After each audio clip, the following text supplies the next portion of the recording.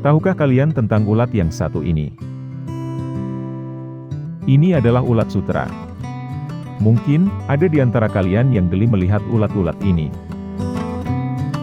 Namun, dari ulat inilah kain sutera yang terkenal itu dibuat. Tepatnya, terbuat dari sulur ulat sutera, yang membungkus kepompong.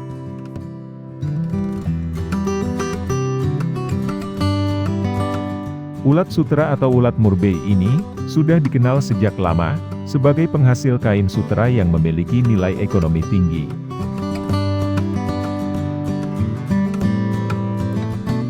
Ulat sutera, juga sering disebut sebagai ulat murbei. Hal ini, karena ulat sutera hanya memakan daun murbei saja.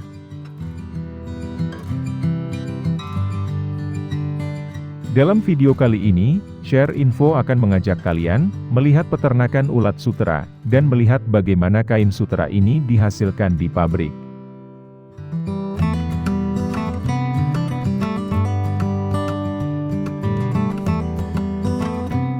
Hal pertama, peternak harus mempersiapkan kandang ulat sutera. Hal yang terpenting dalam pembuatan kandang ulat sutera, harus mampu menampung kapasitas ulat sutera yang diternakkan. Kandang juga harus memiliki ventilasi yang cukup. Selanjutnya, kita beralih melihat bagaimana proses pembuatan bibit ulat sutera yang dilakukan oleh peternak.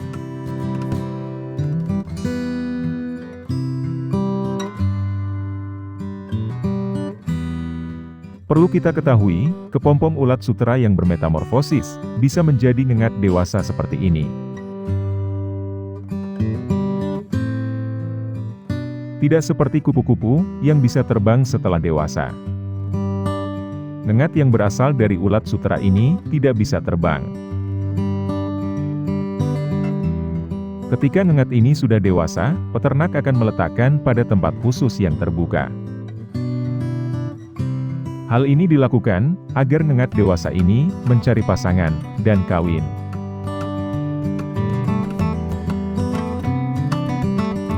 Setelah terjadi proses pembuahan, ngengat-ngengat betina akan mulai bertelur.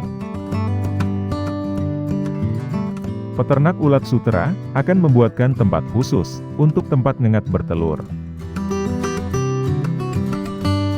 Ngengat betina ini bisa bertelur sampai 500 telur dengan cara menempelkan pada tempat yang disediakan.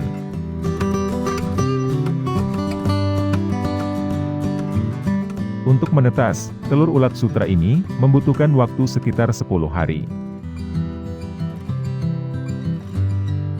Selain digunakan sendiri, telur ulat sutera ini juga bisa dijual ke peternak lain untuk pembibitan. Bibit ulat sutera ini dikemas dengan tempat khusus yang dapat menampung anakan ulat sutera hingga ribuan bibit ulat sutera. Meskipun terlihat kecil, anakan ulat sutera ini sudah mulai membutuhkan makanan. Sehingga, harus segera diberi pakan daun murbei. Pada awal perkembangan ulat sutera ini, suhu dan kelembapan sangat diperhatikan oleh peternak. Selanjutnya, beralih dalam proses pemberian pakan ulat sutera dewasa.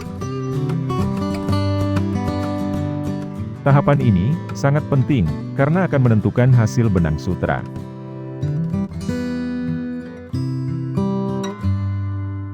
Ulat sutera akan makan sepanjang hari, baik siang maupun malam. Sehingga, membutuhkan pakan yang banyak.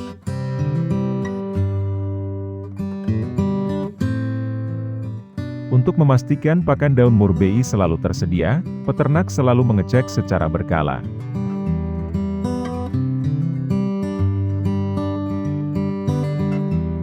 Untuk memenuhi kebutuhan pakan ulat sutera, tergolong cukup mudah. Karena ulat sutera hanya memakan daun murbei saja.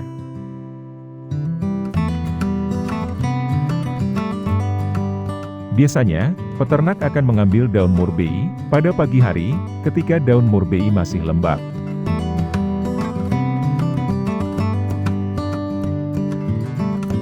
Untuk ulat sutra yang masih kecil, peternak akan memberi daun murbei, tanpa cabang ataupun ranting.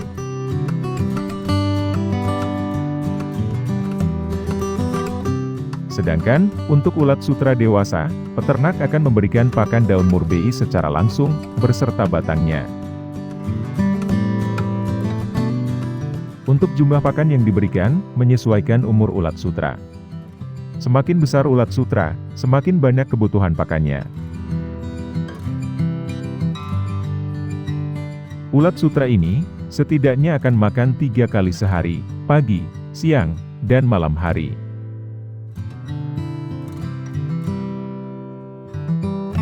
Ulat sutra akan berganti kulit sampai 4 kali, hingga tumbuh menjadi ulat sutra yang sangat besar.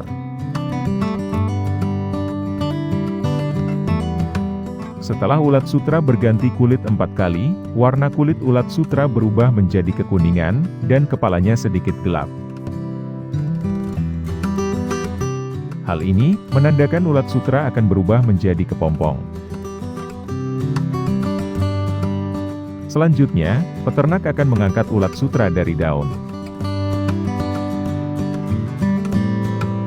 Ulat sutra ini, kemudian dipindahkan ke tempat yang lebih gelap, yang terhindar dari sinar matahari.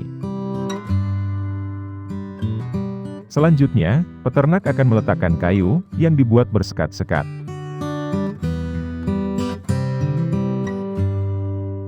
Tempat ini, akan dijadikan ulat sutra, untuk merubah dirinya menjadi kepompong.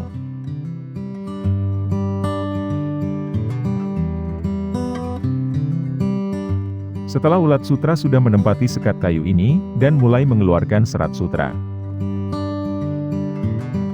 Kemudian, peternak akan menggantung kayu ini.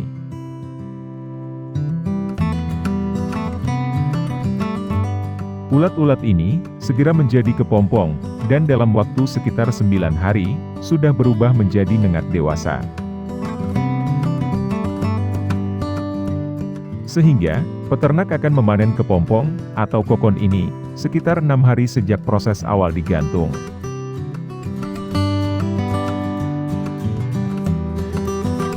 Proses pemanenan, dilakukan sebelum kepompong menjadi nengat.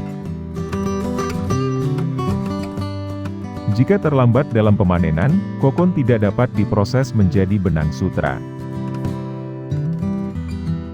Proses melepaskan kokon dari kayu, bisa menggunakan mesin atau secara manual seperti ini. Cara kerja alat ini, dengan mendorong kokon, agar lepas dari kayu. Selanjutnya, kokon ulat sutra ini dikumpulkan, dan akan dibawa ke pabrik, untuk diproses pemintalan.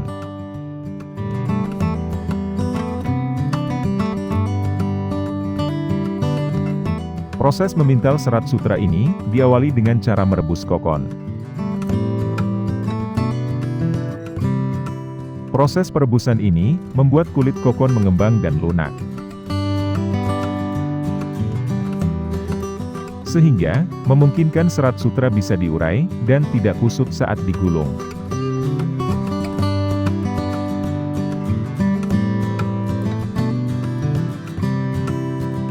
Lama perebusan kokon, harus benar-benar tepat. Tidak boleh terlalu sebentar, ataupun terlalu lama.